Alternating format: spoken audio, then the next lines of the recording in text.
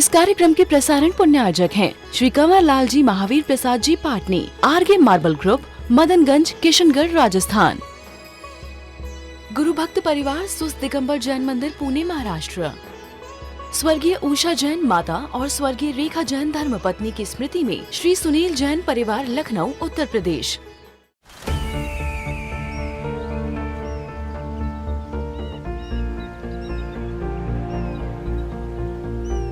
जो बनकर मेरा हमसफर आएगा, सिर्फ उसी को फर्क नजर आएगा। शुरू करो, डालो बुनियाद, घर महल नजर आएगा। वंडर लाइए, वंडर अपनाइए, फर्क नजर आएगा।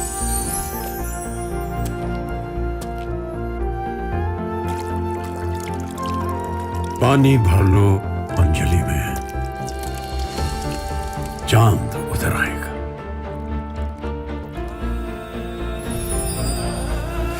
वंडर है ना, वंडर लाइए, फर्क नजर आएगा।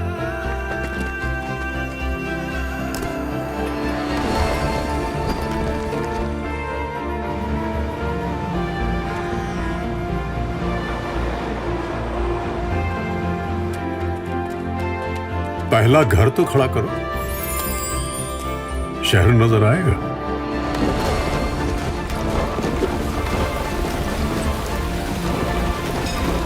साल, बरस और सदी नहीं, एक युग गुजर जाएगा।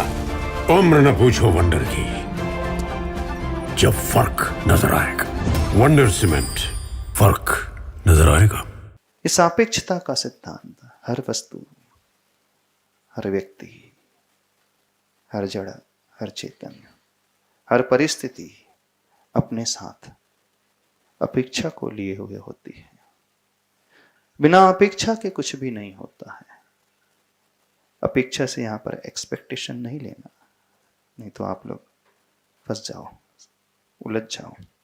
हिंदी में अपेक्षा का अर्थ नहीं, एक्सपेक्टेशन भी जिसे आप समझते हैं वो भी है, और अपेक्षा का अर्थ है पॉइंट ऑफ व्यू, देखने का नजरिया, किसी वस्तु को समझने का दृष्टिकोण, एक वो एंगल, एक वो अप्रोच। तो हर वस्तु, हर व्यक्ति, हर परिस्थिति होती तो अपने आप में पूर्णता को लिए हुए हो है, लेकिन जब हम उसे देखने की कोशिश करते हैं तो हम एक ही हिस्से से उसके परिचित हो पाते हैं, दूसरा हिस्सा हम देख ही नहीं पाते। होता उसमें अवश्य है। जब आप किसी बिल्डिंग को देखते हैं, फ्रंट व्यू देखते हो तो आपको उसका रेयर व्यू नहीं नजर आता है। हाँ, बिल्डिंग के समक्ष खड़े हैं, सामने खड़े हैं, वो दिख रही है, उसका एलिवेशन आपको दिख रहा है, लेकिन उसका बैक साइड नजर नहीं आ रहा। तो उसका रेयर व्यू नजर नहीं आता, तो इसका अर्थ ये नहीं कि बिल्डिंग में पिछला हिस्सा नहीं है। हाँ, दिख नहीं रहा है। आंखों की है कमी है, हमारी कमी है कि जब भी हम देखेंगे तो हमें एक पोर्शन ही नजर आएगा, दूसरा पोर्शन नजर ही नहीं आता। नजर नहीं आता तो इसका मतलब नहीं है कि वो अब्सेंस है उसका, वहां पर प्रेजेंट तो रहता है पर दिखता नहीं है। जब हमारा फोकस बिल्डिंग के एलिवेशन में है तो हमें वही नजर आता है। अब यदि हम पूरी बिल्डिंग को देखना चाहें तो हमको घूम करके उस एरिया में जाना पड़ेगा जहां से उसका पिछला हिस्सा नजर आएगा। जब वह नजर आने लगेगा तो एलिवेशन गायब हो जाएगा फ्रंट एरिया का। बात समझ में आ रही है? सापेक्षता, अपेक्षा यह कहती है आप किस दृष्टिकोण से उस बिल्डिंग को देखते हो, किस दृष्टिकोण से परिस्थिति को देखते हो, किस दृष्टिकोण से दुनिया को देखते हो, किस दृष्टिकोण से अपने परिवार के सदस्यों को देखते हो, किस दृष्टिकोण से सराउंडिंग को देखने की कोशिश करते हो। ये उदाहरण में तो बात बड़ी आसानी से समझ में आ जाती है। हाँ, बिल्डिंग का फ्रंट भी दिख रहा है तो पीछे का नहीं दिखेगा, लेकिन रियल लाइफ में ऐसा आसान नहीं होता। होता है? नहीं होता। तो भगवान महावीर हमसे ये कह रहे हैं कि जो हम देखते हैं दिखता है, पूरा भी नहीं दिखता, और यदि हम उसे कहने के लिए जाएं तो उसमें और कमी आ जाती है। जो हम आंखों से देख लेते हैं, यदि उन्हें शब्दों से कहने की बात आ जाए तो और कठिनाई होने लगती है। आप 2 मिनट के लिए किसी गार्डन में विजिट करके आओ, घूम करके आ जाओ, और उस गार्डन का, बगीचे का यदि वर्णन करना हो, जिन आंखों ने 2 मिनट उस बगीचे को देखा हो, उसे मुख से कहना हो, क्या कहा जा सकता है?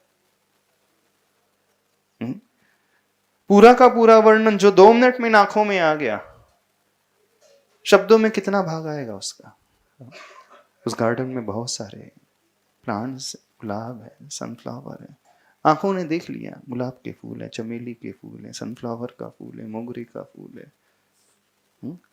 बहुत सारे बड़े बड़े ट्रीज हैं, अलग अलग वैरायटीज के हैं, आंखों से देख लिया हमने। लेकिन जो 2 मिनट में हमने निहारा, यदि हम उसे कथन करने जाए तो आ ही नहीं सकता। ये बड़ी सीमा है, कहता है ना। अब देखना अपने साथ कितनी कमियां हैं। वस्तु वैसे एज इट इज पूरी पहले ही नजर नहीं आती है, आती है तो आधी अधूरी नजर आती है। हाथ में आंवला रखा हो तो फ्रंट व्यू ही हमें नजर आएगा, पीछे का नजर नहीं आएगा।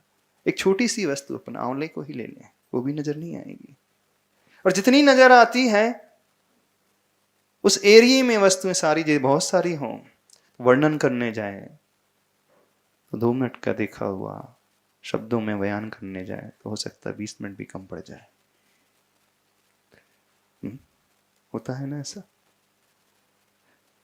नहीं होता, बिल्कुल ऐसा ही होता है। तो ये हमारी और एक कमी आ जाती है कि व्यक्ति जान तो बहुत कुछ सकता है, लेकिन शब्दों में उसे एक्सप्रेस पूरा नहीं कर पाता, अभिव्यक्त नहीं कर पाता है। अभिव्यक्ति के लिए वो माध्यम भी कम पड़ जाता है। अब जो अभिव्यक्त किया जा रहा है, जो सुना जा रहा है, उसका एक बहुत छोटा सा परसेंटेज है। देखा हुआ बहुत ज्यादा था और वस्तु उससे भी बहुत ज्यादा थी। अंतर समझने की कोशिश करना, हम क्या कह रहे हैं। आपस में विसंवाद कब खड़े होता है? आपस में आप लोगों के, कभी आपने सोचा है कौन सी बात सुनकर के आपका मन जो है खेद खिन्न हो उठता है? कितना आप समझ लेते हैं? हम क्या कह रहे हैं आपको यह समझ में आ रहा है कि नहीं? नहीं तो आप और उलझ रहे हो, महाराज जी आप क्या कह रहे हैं, क्या कहने क्या जा रहा है। हम भगवान महावीर के उस अनेकांत के सिद्धांत को थोड़ा सा आपको समझाने की कोशिश कर रहे हैं। हर वस्तु में बहुत सारे एंगल्स होते हैं, बहुत सारे स्वभाव होते हैं, धर्म होते हैं। कितने होते हैं? गिनती नहीं, अनंत होते हैं। क्योंकि अनंत दृष्टियां उसमें हो सकती है उसको देखने की। अनंत लोग हो सकते हैं, अपने अपने एंगल से वो दिख सकते हैं, दिखते हैं। उनके समझने का तरीका भिन्न भिन्न हो सकता होता है। व्यक्ति पूरा नहीं समझ पाता,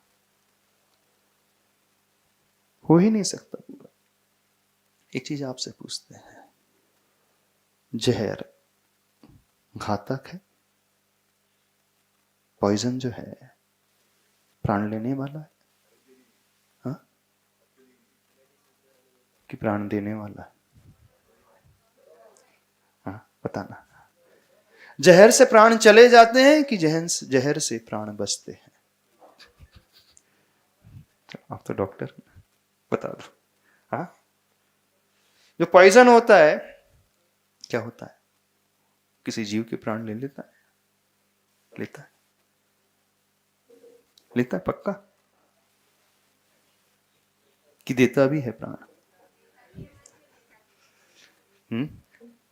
रेबीज जानते हो कौन सी बीमारी होती? एग्जाम्पल देना, कोई कुत्ता यदि किसी को काट ले, तो उस व्यक्ति को एक बीमारी हो जाती है, डिजीज हो जाती है, जिसे कहा जाता है रेबीज। क्या होता है उसमें? नहीं नहीं, रेबीज में होता क्या है आप बताओ डॉक्टर साहब, एक डॉक्टर साहब। हा नाही नाही हा तुम्ही सांगा सांगा सांगा नाही नहीं तुम्ही सांगा सांगा नहीं नहीं आपके माध्यम से विषय सबको खुल जाएगा नहीं घबराओ नहीं नहीं नहीं हमारा तो तरीका ही है हाँ हम सिर्फ जानना चाह रहे हैं हाँ हमारे प्रवचन नहीं हो रहे हैं रेबीज में होता क्या है बेसिकली वो डिजीज होती कैसी है देखो इस विषय को समझने की कोशिश करें यदि विषय समझ में आ जाएगा तो बहुत सारे जीवन की जो समस्याएं हैं आपकी उनका समाधान आपको मिल जाएगा बिल्कुल प्राप्त हो जाएगा बताना जहर जीवन लेता है प्राणों को हरण कर जैसे कोई रेबीज की बात हम कर रहे हैं एग्जाम्पल हाँ